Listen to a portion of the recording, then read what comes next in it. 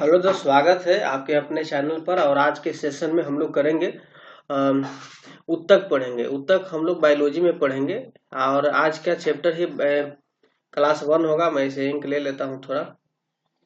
हम्म, हम्म, चलिए सही हो गया। आज का टॉपिक है क्या? उत्तक। और ये बायोलॉजी है और आज क्लास मेरा 1 है। आज क्लास क्या है? 1 है। और बायोलॉजी ये पार्ट 1 और पार्ट 2 करके आ गया। तो उत्तक जो है ये पार्ट 1 है और क्लास आज बायोलॉजी का 1 होगा। ये पिछले वर्षों में जितना भी क्वेश्चन पूछा गया है, आपको 18 से 22 तक के जो भी अपडेटेड क्वेश्चन है इस वीडियो के माध्यम से आपको देखने को मिलेगा। तो चलिए क्लास को स्टार्ट करते हैं। पहला नंबर ये हम लोग जंतु ऊतक पढ़ेंगे। इसमें पहला नंबर सवाल है कि निम्न में से कौन सा ऊतक वृक्क नलिकाओं की भित्तियों का निर्माण करता है। कह रहा है कि निम्न में से कौन सा ऊतक वृक्क नलिकाओं के भित्तियों का निर्माण करता है। जैसा कि आप लोग देख रहे होंगे कि आरआरबी ग्रुप डी के परीक्षा में यानी 2022 का प्रश्न 16 तारीख 9वां महीना 2022 का प्रश्न है और शिफ्ट 2 में पूछा गया था। तो इसका सही जवाब हो जाएंगे ऑप्शन नंबर डी, उपकला ऊतक। उपकला ऊतक सही जवाब हो जाएंगे। सारे वीडियो का अलग अलग प्लेलिस्ट बना दिया जाएगा, उसमें आप लोग देख सकते हैं। नेक्स्ट सवाल है दोस्त, माइटोकॉन्ड्रिया को विचित्र अंगक क्यों माना जाता है? बहुत ही अच्छा प्रश्न बीबीआई है। माइटोकॉन्ड्रिया को विचित्र अंगक क्यों माना जाता है? क्यों? इसमें 4 ऑप्शन है। क्योंकि इनमें राइबोसोम और डीएनए होते हैं। क्योंकि इसमें राइबोसोम और डीएनए होते हैं इसलिए माइटोकॉन्ड्रिया को विचित्र अंगक माना जाता है। ये सब नहीं होंगे। ओके, नेक्स्ट क्वेश्चन की ओर चलते हैं। मेरा पहला अभी एक वीडियो और अपलोड हुआ है फिजिक्स का। मात्रक से रिलेटेड जो भी एग्जाम में क्वेश्चन पूछे गए हैं प्रीवियस ईयर, उस क्वेश्चन को कराया गया। तो अभी आप लोग नहीं देखे तो जाकर देखें, नीचे वीडियो में या प्लेलिस्ट में बना हुआ है, वहां से आप लोग देख सकते हैं। और इस क्लास का पीडीएफ भी आपको मिलेगा। चलिए इस क्वेश्चन का जवाब दिया जाए। क्वेश्चन क्या है कि निम्न में से कौन सा मानव शरीर के संचलन के लिए मुख्यतः उत्तरदायी है? तो सही जवाब हो जाएंगे आपको ऑप्शन नंबर आपका डी हो जाएगा, पेशीय और संयोजी ऊतकों का संयोजन। कह रहा है कि निम्न में से कौन सा मानव शरीर के संचलन के लिए मुख्यतः उत्तरदायी है? तो पेशीय और संयोजी ऊतकों का संयोजन है। नेक्स्ट नंबर सवाल की ओर हम लोग चलते हैं। सवाल क्या कर रहा है, एक विशेष जंतु ऊतक द्वारा किए जाने वाले कुछ कार्यों का उल्लेख नीचे किया गया है। कह रहा है कि एक विशेष जंतु ऊतक द्वारा किए जाने वाले कुछ कार्यों का उल्लेख नीचे किया गया है। यह अंगों के अंदर के अवकाश को भर देता है, ऑप्शन ए बी सी है। यह आंतरिक अंगों को सहारा देता है। यह ऊतक की मरम्मत में सहायक होता है। नीचे दिए गए विकल्पों में से इस ऊतक की पहचान करना है। तो सही जवाब हो जाएंगे ऑप्शन नंबर डी, यह अवकाशी ऊतक है। क्या है? अवकाशी ऊतक है। चलिए नेक्स्ट नंबर सवाल की ओर हम लोग बढ़ेंगे। सवाल बहुत ही इंपॉर्टेंट है कि हड्डी निम्न में से किस प्रकार के ऊतकों का उदाहरण है? देखिए आएगा ना। अगर अभी तक आप लोगों एक मेरा स्टैटिक जीके का टॉपिक वाइज भी है डाला हुआ वीडियो, ह्यूमन स्कल के नाम से है, स्केलेटल, ठीक है, सर्च कीजिएगा या आप लोग जाकर खोज लीजिएगा, वहां पर पड़ा हुआ है वीडियो। उसमें सारे क्वेश्चन को कराया गया है। क्वेश्चन कराया कि हड्डी निम्न में से किस प्रकार के ऊतकों का उदाहरण है। बहुत ही अच्छा प्रश्न है। तो सही जवाब हो जाएंगे आपको ऑप्शन नंबर बी, संयोजी ऊतक का उदाहरण है। किसका उदाहरण है जी? संयोजी ऊतक का उदाहरण है। और बताते चले कि जंतु ऊतक कितने प्रकार के होते हैं। तो जंतु ऊतक मैं आपको लिख रहा हूं। जंतु ऊतक जो है, जंतु ऊतक 4 प्रकार के होते हैं। 4 प्रकार के होते हैं। पहला नंबर में आपको हो जाते हैं उपकला ऊतक। उपकला ऊतक। दूसरा नंबर में आपको हो जाते हैं संयोजी ऊतक। क्या हो जाते हैं? संयोजी ऊतक। तीसरा नंबर में हो जाते हैं आपको पेशीय ऊतक। क्या हो जाते हैं? पेशीय ऊतक। और चौथा नंबर में आपको हो जाते हैं तंत्रिका ऊतक। क्या हो जाते हैं? तंत्रिका ऊतक। जैसे देखिए चौथा नंबर में हो जाते हैं पेशीय ऊतक, तीसरा नंबर में हो जाते हैं संयोजी ऊतक, आपको दूसरा नंबर में हो जाते हैं, और उपकला ऊतक जो है से पहला नंबर में, यानी जंतु ऊतक 4 प्रकार के होते हैं। तो सही जवाब आपका हो जाएगा कि हड्डी इनमें से किस प्रकार के ऊतकों का उदाहरण है, तो संयोजी ऊतक का उदाहरण है। नेक्स्ट सवाल है, इनमें से कौन सा ऊतक त्वचा के नीचे और आंतरिक अंगों के बीच पाया जाता है। कह रहा है कि इनमें से कौन सा ऑप्शन है जो ऊतक त्वचा के नीचे और आंतरिक अंगों के बीच पाया जाता है। बहुत ही अच्छा प्रश्न है। इसका जवाब हो जाता है वासा ऊतक। क्या हो जाएगी, वासा ऊतक जो है वह त्वचा के नीचे और आंतरिक अंगों के बीच पाया जाता है। ऑप्शन नंबर ए आपका सही होगा। नेक्स्ट प्रश्न है, इनमें से कौन सा ऊतक ऊतक की मरम्मत में मदद करता है। कह रहा है कि इनमें से कौन सा ऊतक ऊतक की मरम्मत में मदद करता है। क्या, जैसे उपास्थि, कंडारा, एरियोलर या स्नायु। तो सही जवाब हो जाएंगे आपको ऑप्शन नंबर सी, एरियोलर जो है ये आपको ऊतक की मरम्मत में मदद करता है। नेक्स्ट प्रश्न है, हमारे शरीर में वासा संचायक ऊतक कौन सा है। हमारे शरीर में वासा संचायक ऊतक कौन सा है। बहुत ही अच्छा प्रश्न है, आप लोग इसका जवाब दीजिए। 4 ऑप्शन आपके सामने है। तो सही जवाब हो जाएंगे एंडीपोज ऊतक है। हमारे शरीर में वसा संचायक वसा का जो संचायक करता है ऊतक कौन सा है, तो एडीपोज ऊतक है। ऑप्शन नंबर डी आपको सही होगा। देखिए सारे क्वेश्चन पूछे गए हैं। देखिए एनटीपीसी के एग्जाम में ऐसा नहीं है जो क्वेश्चन एनटीपीसी में पूछ दिया वो ग्रुप डी में नहीं पूछेगा, जो ग्रुप डी में पूछा वो एसएससी में नहीं पूछेगा। हर एग्जाम में क्वेश्चन को पूछेगा, लेकिन प्रीवियस ईयर क्वेश्चन है तो स्पेशल जो है ग्रुप डी के लिए लाया गया है कलेक्ट करके, और इसका पीडीएफ भी प्रोवाइड कराया जाएगा। उसका लिंक नीचे डिस्क्रिप्शन बॉक्स में दे दिया गया है, वहां से आप लोग डाउनलोड कर सकते हैं। नेक्स्ट प्रश्न है कि ऊतक क्या होता है। बहुत ही अच्छा प्रश्न, ऊतक क्या होता है। तो सही जवाब यहाँ पर हो जाएंगे आपको 4 ऑप्शन इसमें दिए गए हैं। तो सही जवाब हो जाएंगे कि ऊतक जो है इसमें आपको पढ़ना पड़ेगा। मैं इसे बता रहा हूँ कि वे कोशिकाओं जो मूल रूप से दिखने और कार्य करने में समान होती है ऊतक होते हैं। सही है, ये कोशिकाओं जो मूल रूप से दिखने में और कार्य करने में समान होती है वे ऊतक कहलाते हैं। ये गलत हो जाएंगे। कोशिकाएं जो मूल रूप से दिखने और कार्य करने में भिन्न बात होती है, नहीं होगा, ये भी नहीं होगा, ये भी नहीं होगा। नेक्स्ट प्रश्न है कि उन कोशिकाओं के समूह को जिनकी उत्पत्ति और संरचना समान होती है, जो एक विशेष कार्य करने के लिए विशेषज्ञता प्राप्त होते हैं। जो उदाहरण के लिए शरीर में मांसपेशियों की कोशिकाएं उन मांसपेशियों की बनाती है जो शरीर की गति से संबंधित है, को क्या कहा जाता है। बहुत ही अच्छा प्रश्न है, सभी लोग जानते होंगे, क्वेश्चन से ही पता चला गया होगा कि क्या हम लोग ऊतक पढ़ रहे हैं। तो सही जवाब इसका ऊतक ही होगा। ऑप्शन नंबर बी क्या हो जाएगा जी, ऊतक हो जाएगा।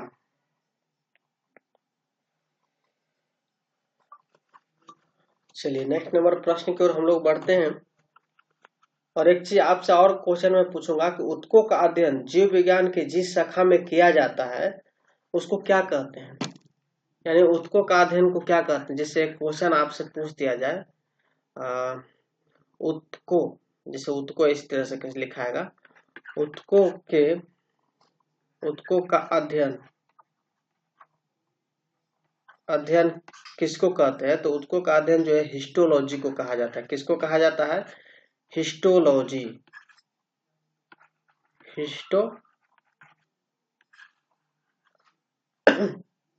हिस्टोलॉजी को कहा जाता है। चलिए इस क्वेश्चन का जवाब दीजिए 11 नंबर का, कि रक्त और हड्डियों के उदाहरण इसमें से कौन है। रक्त और हड्डियों के उदाहरण जो है आपको ऑप्शन नंबर ए हो जाएंगे, संयोजी ऊतक है। कौन है, संयोजी ऊतक है। नेक्स्ट नंबर प्रश्न की ओर हम लोग बढ़ेंगे।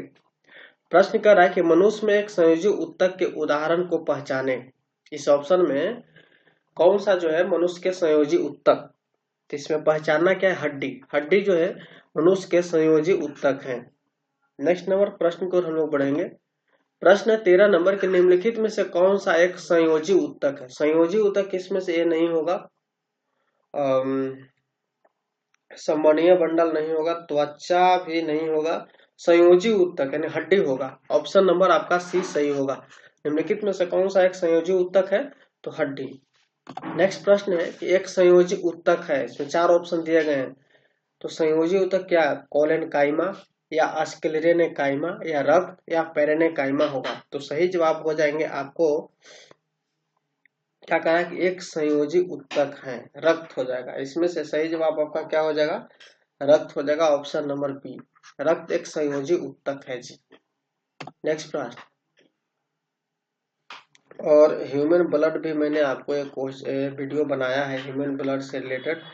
मानव शरीर में ब्लड कितना होना चाहिए, क्या क्या इसमें कमी पाया जाता है, क्या चीज़ से ब्लड होता है, सारे चीज़ को एक वीडियो में कवर कराया गया है। वो स्टैटिक जीके जो है टॉपिक वाइज पढ़ाया गया है, वहां से आप लोग देख सकते हैं। नेक्स्ट है कि रक्त प्रकार के ऊतक का एक उदाहरण है। रक्त प्रकार के ऊतक का एक उदाहरण है, तो सही जवाब क्या हो जाएगा जी? ऑप्शन यहाँ पर है उपकला या तंत्रिकीय या संयोजी या मांसपेशियां। देखिए 2 बार एग्जाम में पूछा गया है, आरआरबी एनटीपीसी और आरआरबी जेई के एग्जाम में क्वेश्चन पूछे गए हैं। तो सही जवाब आपको हो जाएंगे ऑप्शन नंबर बी संयोजी। रक्त संयोजी प्रकार का ऊतक का एक उदाहरण, जैसा कि आप लोगों ने पहले पढ़ा कि रक्त एक संयोजी ऊतक, उसी को घुमाकर क्वेश्चन पूछा है कि रक्त किस प्रकार के ऊतक का एक उदाहरण है, तो संयोजी ऊतक का एक उदाहरण है। नेक्स्ट प्रश्न है कि रक्त क्या है? रक्त एक संयोजी ऊतक है, अभी हम लोगों ने पढ़ा, बिना इसको देखे ही बना सकते हैं। रक्त एक संयोजी ऊतक है, ऑप्शन नंबर आपका सी सही होगा। नेक्स्ट प्रश्न है कि हमारे शरीर के हड्डियों में कौन से ऊतक पाए जाते हैं? हमारे शरीर के हड्डियों में कौन से ऊतक पाए जाते हैं? तो संयोजी ऊतक पाए जाते हैं, ऑप्शन नंबर सी। अभी हम लोगों ने चर्चा किया है इस क्वेश्चन के बारे में। नेक्स्ट क्वेश्चन है कि मुंह की परत किससे बनी होती है? मुंह की परत किस उपकला से बनी होती है? तो सही जवाब इसका बताइए क्या हो जाएगा? ऑप्शन नंबर सी हो जाएगा, पपड़ीदार उपकला, स्क्वैमस एपिथेलियम, जिसको यहाँ पर बोलते हैं सी। याद रखिएगा नाम, पपड़ीदार उपकला, स्क्वैमस एपिथेलियम, मुंह की परत बनी होती है। कहीं कहीं आपको क्वेश्चन में पपड़ीदार उपकला नहीं देगा आंसर में, ये चीज रहेगा ऑप्शन में स्क्वैमस एपिथेलियम। तो आप लोग याद रखिएगा नाम को और उसे सही कीजिएगा। नेक्स्ट प्रश्न है कि हमारे शरीर में कई अंग हैं, निम्नलिखित में से कौन सा अंग सबसे बड़ा है? जैसे पेट, गुर्दे, दिमाग, त्वचा। तो सभी लोग पढ़े होंगे स्टैटिक में, तो इसका सही जवाब हो जाएगा आपको ऑप्शन नंबर सी। त्वचा जो है हमारे शरीर के सबसे बड़े अंग में माने जाते हैं। आगे हम लोग सवाल बढ़ की ओर चलते हैं। सवाल है कि त्वचा के नीचे और आंतरिक अंगों के बीच में कौन सा ऊतक बनता है? इसके पहले ध्यान दीजिए, हम लोगों ने क्वेश्चन पढ़ा था, दूसरे या तीसरा नंबर में क्वेश्चन है कि त्वचा के नीचे और आंतरिक अंगों के बीच में ऊतक बनता है। बहुत ही अच्छा प्रश्न है। तो वसा बनता है, अभी हम लोग पढ़े थे लेकिन जिक्र नहीं किए थे, क्वेश्चन को घुमा कर पूछा गया। तो सही जवाब हो जाएगा ऑप्शन नंबर बी, वसा बनता है। नेक्स्ट सवाल है, निम्न में से क्या एक पशु ऊतक नहीं है? पशु ऊतक क्या नहीं है? तो सही जवाब हो जाएंगे आपको ऑप्शन नंबर, इसमें ऊतक क्या है जी? निम्न में से क्या एक पशु ऊतक है? ये चारों जो है जंतु ऊतक ही है। पेशी ऊतक, उपकला ऊतक, संयोजी ऊतक, तंत्रिका ऊतक। मैं इसे क्वेश्चन में सस्पेंशन लग रहा है और ग्रुप डी भी इस क्वेश्चन का जवाब में सस्पेंशन डाल दिया है। तो आप लोग से रिक्वेस्ट करना चाहूंगा कि इसका आंसर यदि आप लोगों को मिलता है तो आप लोग कमेंट जरूर करें। 21 नंबर का ये होमवर्क के रूप में रहेगा आपके लिए, ठीक है दोस्त। नेक्स्ट प्रश्न है कि ऊतक हमारे मुंह के आंतरिक स्तर को बनाता है। ऊतक हमारे मुंह के आंतरिक स्तर को बनाता है, तो सही जवाब हो जाएंगे आपको ऑप्शन नंबर बी, सरल स्क्वैमस एपिथेलियम। अभी हम लोगों ने इसका नाम अंग्रेजी में पढ़ा था। इसके पहले वाले दूसरा नंबर देखिए क्वेश्चन, तीसरा में होगा, कहाँ गया? स्क्वैमस एपिथेलियम, मुंह की परत बनी होती है। अभी क्या क्वेश्चन कर रहा है हमारा कि सरल स्क्वैमस एपिथेलियम ऊतक हमारे मुंह के आंतरिक स्तर को बनाता है। सही जवाब ऑप्शन नंबर बी। नेक्स्ट सवाल है कि स्ट्रेट, देखिए ध्यान से पढ़ा जाए तो एक क्वेश्चन को कई बार एग्जाम में घुमा कर पूछता है और उसे हम लोग आसानी से जवाब दे सकते हैं। क्वेश्चन है कि स्ट्रेटिफाइड स्क्वैमस एपिथेलियम किसमें मौजूद होता है? स्ट्रेटिफाइड क्वेश्चन करा, देखिए स्ट्रेटिफाइड स्क्वैमस एपिथेलियम किसमें मौजूद होता है? क्या गुर्दा में, या श्वसन तंत्र, या त्वचा, या ग्रास नली में? तो सही जवाब इसका हो जाएगा ऑप्शन नंबर डी, त्वचा में होता है। कहाँ में मौजूद होता है जी? त्वचा में मौजूद होता है, जैसा कि पहले हम लोगों ने पढ़ा। नेक्स्ट सवाल है, ऊतक में मैट्रिक्स होते हैं और कोशिकाएं मैट्रिक्स में सन्निहित होते हैं, इसका क्या आंसर हो जाएगा जी? उत्तक में मैट्रिक्स होते हैं और कोशिकाएं मैट्रिक्स में सन्निहित होते हैं। तो सही जवाब इसका हो जाएगा ऑप्शन नंबर ए, इसमें हो जाता है संयोजी। संयोजी उत्तक में होते हैं। नेक्स्ट प्रश्न की ओर हम लोग बढ़ेंगे। प्रश्न है कि पेशी उत्तक कितने प्रकार के होते हैं? पेशी उत्तक जो है वो 3 प्रकार के होते हैं। कितने प्रकार के होते हैं? 3 प्रकार के होते हैं। ऑप्शन नंबर सी सही हो जाएगा। तो आप लोग के दिमाग में ख्याल आ रहा होगा कौन कौन से उत्तक होते हैं। पेशी उत्तक जो है वो आपको रेखित पेशी होती है। तो कौन सा होता है? रेखित पेशी। रेखित पेशी स्क्रीनशॉट ले लीजिएगा। दूसरा इसमें हो जाता है अरेखित। क्या हो जाता है? अरेखित पेशी हो जाता है। तीसरा इसमें हो जाता है आपको हृदय पेशी। हृदय पेशी हो जाता है। पेशी कितने प्रकार के हो जाते हैं? पेशी होता है 3 प्रकार के, रेखित पेशी, अरेखित पेशी और हृदय पेशी। नेक्स्ट क्वेश्चन की ओर हम लोग बढ़ेंगे। क्वेश्चन कह रहा है कि मानव शरीर की त्वचा का सबसे ब्रह्म परत कहलाती है। कह रहा है कि मानव शरीर की त्वचा का सबसे ब्रह्म परत क्या कहलाती है? तो सही जवाब इसका हो जाएगा आपका एपिडर्मिस कहलाती है। ऑप्शन नंबर आपका सी सही हो जाएगा। एपिडर्मिस कहलाती है।